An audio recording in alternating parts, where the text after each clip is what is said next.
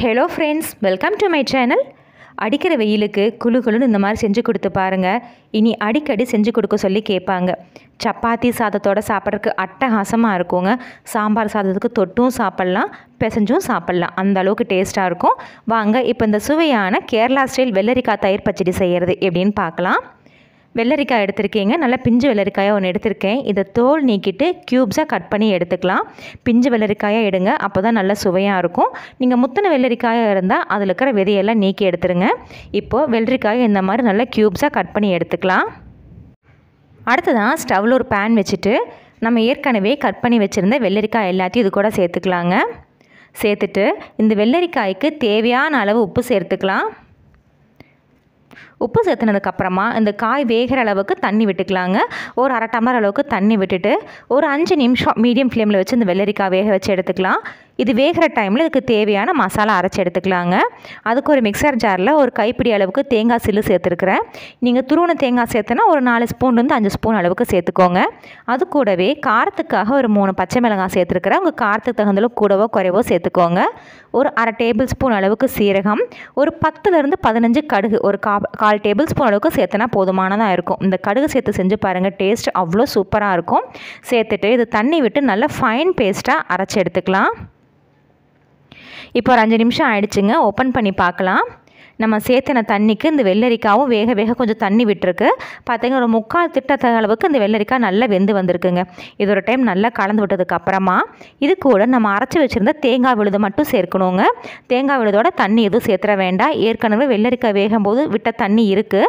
அது கூட இந்த தேங்காய் விழுதோட மட்டும் சேர்த்துக்கலாம். நம்ம எச்சா தண்ணியும் சேர்த்துனோம்னா பார்த்தீங்கன்னா மோர் குழம்பு மாதிரி ஆயிரும். இந்த தயிர் பச்சடி நல்லா திக்காக இருக்கணும், அதனால தண்ணி எதுவும் சேர்க்க வேண்டாங்க. நம்ம வெள்ளரிக்காய் வேகும்போது விட்ட தண்ணியோட அந்த தேங்காய் விழுதை சேர்த்துட்டு நல்லா கலந்து விட்டு எடுத்துக்கலாங்க. நல்லா கலந்து விட்டு ஒரு 3லேருந்து 5 நிமிஷம் நல்லா இந்த தேங்காயோட அந்த வெள்ளரிக்காய் மிச்சம் ஒரு 1/4 திட்டம் நல்லா வெந்து வரணும். அதே மாதிரி நல்லா திக்காகி வரணும். ஒரு 5 நிமிஷம் கழித்து பார்க்கலாங்க. இப்போ பாருங்கள், ஒரு 3/4 திட்டத்தளவுக்கு நல்லா திக்காய் வந்திருக்கு. நம்ம சேர்த்துன தேங்காய் விழுதும் வெள்ளரிக்காய் வெந்து நல்லா திக்காய் வந்திருக்கு. இது 2 நிமிஷம் இனி கொஞ்சம் நல்லா திக்காக வெந்து வரட்டும்.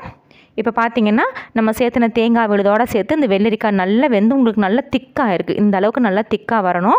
கொஞ்சம் கூட தண்ணி இல்லாமல் இந்த அளவுக்கு நல்லா திக்காக வந்ததுக்கப்புறமா ஃப்ளேம் ஆஃப் பண்ணிவிட்டு கொஞ்சம் கூட சூடு இல்லாமல் நல்லா ஆற வச்சு எடுத்துக்கணுங்க. இப்போ கொஞ்சம் கூட சூடு இல்லாமல் நல்லா ஆறுனதுக்கப்புறமா ஒரு டைம் நல்லா கலந்து விட்டதுக்கப்புறம் இது கூட 1 கப் அளவுக்கு நல்ல கெட்டியான தயிர் சேர்க்கணுங்க.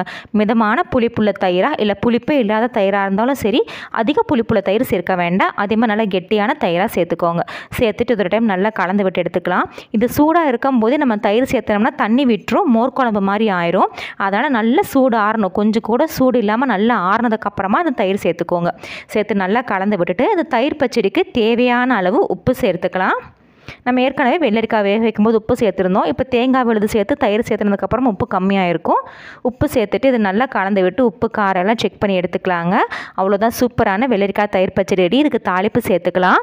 தாளிக்கிறதுக்கு தாளிப்பு கரண்டி ஒன்று வச்சுருக்கீங்க. அதில் 2 ஸ்பூன்லேருந்து 3 ஸ்பூன் அளவுக்கு தேங்காய் எண்ணெய் சேர்த்துக்கலாம்.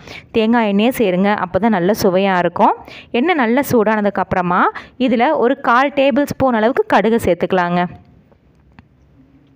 கடுகு நல்லா பொரிஞ்சு வந்ததுக்கப்புறமா இதில் ஒரே ஒரு வரமிளகாய் 2ஆக கிள்ளி சேர்த்துட்டு ஒரு 10லேருந்து 15 கருவேப்பிலை சேர்த்துக்கலாங்க.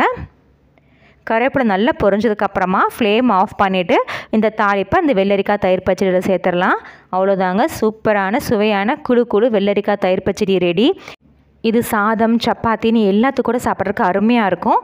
சாம்பார் சாதத்து கூட தொட்டு சாப்பிட்றதுக்கும் சூப்பராக இருக்குங்க. ஒயிட் ரைஸ் கூட பிசைஞ்சு சாப்பிட்றதுக்கும் அருமையாக இருக்கும். வெள்ளரிக்காய் பிடிக்காதுன்னு சொல்கிறவங்களுக்கு கூட நீங்கள் இந்த மாதிரி செஞ்சு கொடுத்து பார்த்தீங்களா, திரும்ப திரும்ப இதே மாதிரி செஞ்சு கொடுக்க சொல்லி கேட்பாங்க. அடிக்கிற வெயிலுக்கு இதமாக சூப்பராக இருக்கும். ஃப்ரெண்ட்ஸ், நீங்களும் இந்த சுவையான வெள்ளரிக்காய் தயிர் பச்சடி ரெசிபியை ட்ரை பண்ணி பாருங்கள். ட்ரை பண்ணி பார்த்துட்டு உங்கள் கமெண்ட்ஸுங்களை சொல்லுங்கள். உங்களுக்கு இந்த வீடியோ பிடிச்சிருந்துச்சுன்னா மறக்காமல் நம்ம சேனலுக்கு சப்ஸ்கிரைப் பண்ணுங்கள், லைக் பண்ணுங்கள், ஷேர் பண்ணுங்கள். தேங்க்யூ.